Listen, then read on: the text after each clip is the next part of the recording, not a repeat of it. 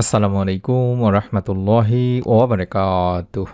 1 minute মাদ্রাসা YouTube চ্যানেলে সম্মানিত দিনী ভাই বোনেরা, আমি আশা করি রব্বুল আলামিন আল্লাহ তাআলার অশেষ রহমতে আপনারা ভালো আছেন এবং সুস্থ আছেন।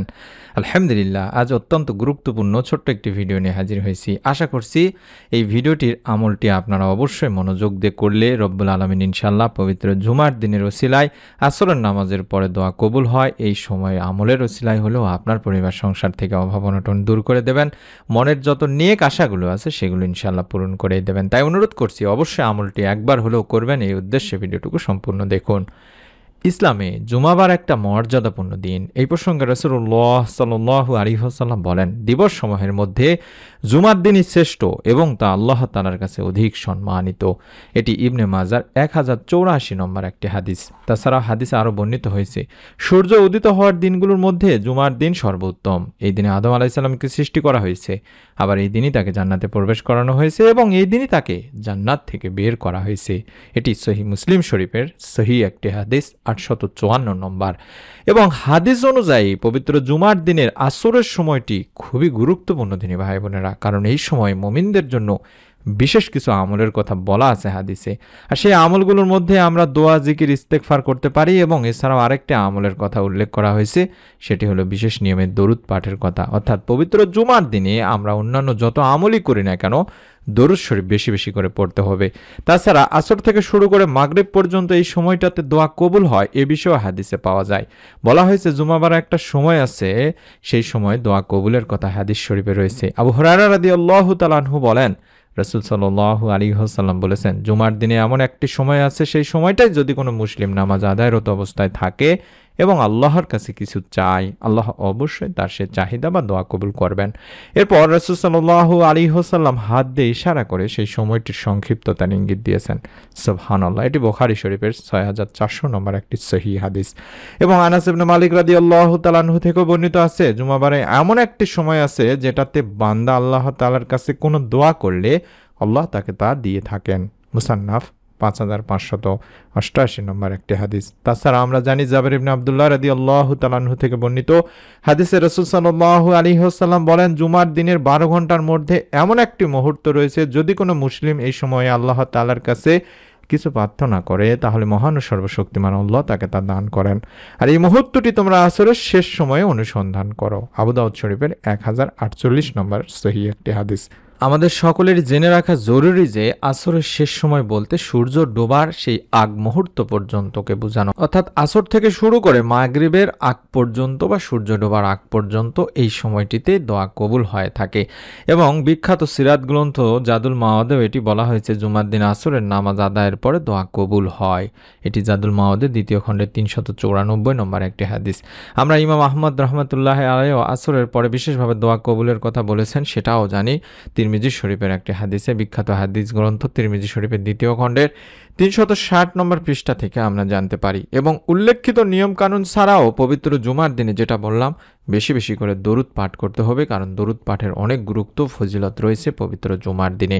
রাসূলুল্লাহ সাল্লাল্লাহু আলাইহি ওয়াসাল্লাম ইরশাদ করেছেন, তোমরা জুমার দিনে আমার উপর বেশি বেশি দরুদ পাঠ করো, কেননা তোমাদের পাঠকৃত দরুদ আমার সামনে পেশ করা হয়। আবু দাউদ শরীফের 1047 নম্বর একটি হাদিস।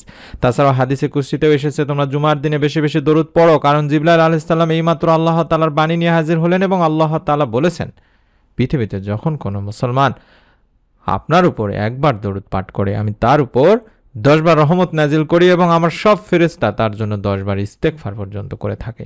সুবহানাল্লাহ। তারগিব শরীফের 3য় খণ্ডের 299 নম্বর একটি হাদিস। আরও দরুদের ফজিলত রয়েছে, অসংখ্য ফজিলত রয়েছে। তার মধ্যে একটি ফজিলত হযরত আলী রাদিয়াল্লাহু তাআলা আনহু বর্ণনা করেছেন, যে ব্যক্তি পবিত্র নবী করিম সাল্লাল্লাহু আলাইহি ওয়াসাল্লামের উপরে জুমার দিনে 100 বার পর্যন্ত দরুদ পাঠ করবে, সেই ব্যক্তি কিয়ামতের দিনে এমন অবস্থায় উঠবে যে তার চেহারায় নূরের জ্যোতি দেখে লোকেরা বলা বলি করতে থাকবে যে এই ব্যক্তি কি এমন আমল করেছিল যে তার এত পরিমাণ রূপ বা এত পরিমাণ সৌন্দর্য আল্লাহ তাআলা দান করেছেন। সুবহানাল্লাহ। তাই আমরা চেষ্টা করব জুমার দিন ছাড়াও অন্যান্য প্রতিদিন অন্তত বেশি বেশি করে দরুদ শরীফ পাঠ করব। এবং যারা অভাবে আছেন, ঋণে আছেন, রিজিকে বরকত নেই, তারা অবশ্যই এই আমলটি করার চেষ্টা করবেন। মানুষ যখন অভাবে পড়ে, সংকটে পড়ে, এটা অত্যন্ত অভিশাপ হিসেবে তার উপরে আসে। কারণ যখন ঋণ নিতে হয়, ঋণদাতা ঋণ গ্রহীতা দুইজনই অত্যন্ত পেরেশানি টেনশনের মধ্যে থাকেন। কারণ ঋণদাতাকে যেমন ঋণ আদায় করতে না পারার হতাশায় ভুগতে হয়, ঠিক তেমনি ঋণ গ্রহীতা যিনি তাকেও ঋণদাতার বাক্যবাণে বা কথাবার্তায় নাজেহালও হতে হয়। তাই ঋণ কারো কারো জীবনে অভিশাপ নিয়ে আসে দিনী ভাই বোনেরা। কখনো কখনো সম্মানজনক বা অসম্মানজনক আচরণেরও শিকার হতে হয় আমাদেরকে। তাই যারা ঋণ নিছেন বা ঋণ গ্রহীতা যারা আছেন সবসময় কামনা করে থাকেন যেন আল্লাহ রাব্বুল আলামিন কোনো একটা মাধ্যমে খুব দ্রুত আমাকে ঋণ পরিশোধে সক্ষম করে দেন, কোনো একটা মাধ্যম থেকে যেন ঋণ পরিশোধ আমার ব্যবস্থা করে দেন, ঋণের অভিশাপ থেকে আমাকে মুক্ত করে দেন। তাই আল্লাহ রাসূল সাল্লাল্লাহু আলাইহি সাল্লাম দ্রুত ঋণ আদায় করতে, ঋণ মুক্ত হতে বা সক্ষম হওয়ার জন্য কিছু দোয়া এবং আমলের শিক্ষা দিয়েছেন, যে দোয়া এবং আমলগুলো করলে বিশ্বনবী সাল্লাল্লাহু আলাইহি ওয়াসাল্লাম নিজে বলেছেন রব্বুল আলামিন তার ঋণ মুক্তির ব্যবস্থা করে দেবেন। সুবহানাল্লাহ। একবার চতুর্থ খলিফা হযরত আলী রাদিয়াল্লাহু তাআলা আনহুর কাছে এক ব্যক্তি এরকম ঋণ পরিশোধের জন্য কিছু সাহায্য চাইলেন। সেই সময় হযরত আলী রাদিয়াল্লাহু তাআলা আনহুকে তিনি বললেন, আমি কি তোমাকে কয়েকটি দোয়া বা শব্দের শিক্ষা দেব যা আমাকে রাসূলুল্লাহ সাল্লাল্লাহু আলাইহি সাল্লাম শিক্ষা দিয়েছিলেন? যদি তুমি এটা পাঠ করো তাহলে আল্লাহ হয় তোমার ঋণ মুক্তির ব্যাপারে দায়িত্ব নেবেন, যদি তোমার ঋণ পর্বত সমানও হয় থাকে। এরপর আলী রাদিয়াল্লাহু তাআলা আনহু ওই ব্যক্তিকে এই দোয়াটি পড়তে বলেছিলেন। তিরমিজি শরীফ, মুসনাদ আহমদের একটি হাদিস, অর্থাৎ আল্লাহুম্মা কফিনি বিহালালিকা আন হারামিকা ওয়া আগনিনি বিফাদলিকা আম্মান সিওয়াক। এই দোয়াটি কম করে হলেও অন্তত একবার করে পাঠ করবেন পবিত্র জুমার দিন আসর থেকে শুরু করে মাগরিবের আগ পর্যন্ত। এই সময়টিতে দোয়া কবুল হয় থাকে, এই সময়টিতে অন্তত কম করে হলেও একবার পাঠ করবেন আল্লাহুম্মা কফিনি বিহালালিকা আন হারামিকা ওয়া আগনিনি বিফাদলিকা আম্মান সিওয়াক। দেখে দেখে হলেও পাঠ করবেন। এই দোয়ার অর্থ হচ্ছে, হে আল্লাহ, হারামের পরিবর্তে তোমার হালাল রুজি আমার জন্য যথেষ্ট করে দাও, আর তোমাকে ছাড়া আর আমাকে কারোরই মুখাপেক্ষী করো না, এবং সেও বা নিজ অনুগ্রহ থেকে তুমি আমাকে সচ্ছলতা দান করো, ঋণ মুক্ত করো, পরিবার সংসারের দিকে বরকত দান করো। এটা যদি পড়া হয়, বিশ্বনবী সাল্লাল্লাহু আলাইহি ওয়াসাল্লাম নিজে বলেছেন পাহাড় পর্বত পরিমাণ ঋণ থাকলেও রব্বুল আলামিন আপনার ঋণ মুক্তি ব্যবস্থা করেই দেবেন। এবং ইসমা আজমের একটি ছোট্ট দোয়া পাঠ করবেন মনের নেক আশাগুলো পূরণের জন্য। এই ইসমা আজমের দোয়াটির মাধ্যমে আল্লাহ তাআলা বান্দার দোয়া কবুল করে থাকেন দিনী ভাই বোনেরা। হযরত আব্দুল্লাহ ইবনে রুবাইদ আল আসলামী রাদিয়াল্লাহু তাআলা আনহু তার বাবা থেকে বর্ণনা করেছেন, রাসূল পাক সাল্লাল্লাহু আলাইহি ওয়াসাল্লাম এক ব্যক্তিকে তার দোয়া এভাবে বলতে শোনেন, অর্থাৎ যে দোয়াটি দেখাচ্ছি এটি মনের নেক আশা পূরণের ইসমা আজমের দোয়া। আল্লাহুম্মা ইন্নী আসআলুকা বিআন্নী আশহাদু আন্নাকা আনতাল্লাহ লা ইলাহা ইল্লা আনতাল আহাদুস সামাদুল্লাযী লাম ইয়ালিদ ওয়া লাম ইউলাদ ওয়া লাম ইয়াকুল লাহু কুফুয়ান আহাদ। আশা করছি মোবাইল স্ক্রিনশট নিয়ে নিয়েছেন। এটাও অন্তত কম করে হলেও একবার পাঠ করবেন। যারা মনের নেক আশা পূরণের জন্য বিভিন্ন আমল করে থাকেন, এটা করে দেখুন, রব্বুল আলামিন ইনশাআল্লাহ আপনার মনের নেক আশা পূরণ করে দেবেন। এখানেও বলা হচ্ছে, হে আল্লাহ, আমি তোমার কাছে প্রার্থনা করছি আর সাক্ষ্য দিচ্ছি যে তুমিই একমাত্র আল্লাহ, তুমি ছাড়া অন্য কোনো মাবুদ নেই, তুমি একক সত্তা স্বয়ং সম্পূর্ণ, যিনি কাউকে জন্ম দেননি এবং তাকেও কেউ জন্ম দেয়নি, আর তার সমকক্ষ কেউ নেই। বর্ণনাকারী বলেন, রাসূল পাক সাল্লাল্লাহু আলাইহি ওয়াসাল্লাম ওই ব্যক্তির মুখে যখন এই বাক্যগুলো শুনলেন তখন বললেন, সেই মহান সত্তার শপথ যার হাতে আমার জীবন, নিঃসন্দেহে এই লোক আল্লাহ তাআলার মহান নামের অর্থাৎ ইসমে আজমের নামের ওসিলায় তার কাছে প্রার্থনা করেছে।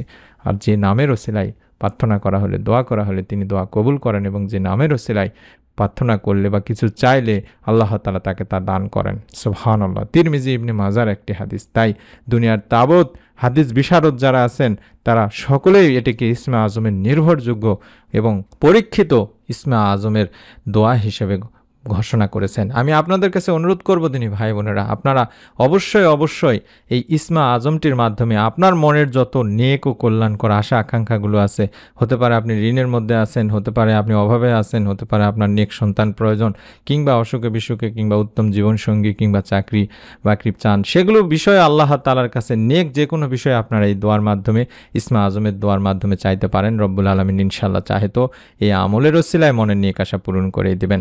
শত শত দিনী মা ও বোনকে আল্লাহ তাআলা নেক সন্তান দান করেছেন, হাজার হাজার দিনী মা ও বোনকে আল্লাহ তাআলা নেক সন্তান দান করেছেন আমাদের প্রতিদিনের আমল ইউটিউব চ্যানেলের ভিডিওগুলো দেখে, মনের নেক আশা পূরণের ভিডিওগুলো দেখার মাধ্যমে এর ওসিলায়। তাই অনুরোধ করছি, যারা নেক সন্তান চান, শুধুমাত্র মনের নেক আশা পূরণের জন্য হলেও একবার হলেও প্রতিদিনের আমলের ভিডিওগুলো দেখুন, ইউটিউবে সার্চ করুন প্রতিদিনের আমল বাংলা ইংলিশে লিখে, ইনশাআল্লাহ চ্যানেলটি পেয়ে যাবেন। এই আমলটি করার আগে অবশ্যই একবার নিয়ত করে নেবেন। এই ভিডিওটিতে একটি লাইক দিয়ে কমেন্ট সেকশনে অন্তত আমিন লেখার মাধ্যমে নিয়ত করে আমলটি করবেন। এরকম নতুন আমলের ভিডিও মোবাইলে সরাসরি পাওয়ার জন্য অবশ্যই 1 মিনিট মাদ্রাসা চ্যানেলটি যারা সাবস্ক্রাইব করে রাখেননি সাবস্ক্রাইব করে দিন, বেল বাটনটি অন করে রেখে দিন। ইনশাআল্লাহ প্রত্যেকটি ভিডিও সরাসরি আপনি আপনার মোবাইলেই পেয়ে যাবেন। সকলে ভালো থাকুন, সুস্থ থাকুন। আমরা দোয়া করি আল্লাহ তাআলা যেন আপনাদের সকলকে এই আমলের উসিলায় আপনাদের মনের নেক আশা পূরণ করেন, আপনাদের পরিবার সংসারে রিজিকে বরকত দান করেন। আমিন। আসসালামু আলাইকুম ওয়া রাহমাতুল্লাহি ওয়া বারাকাতুহু।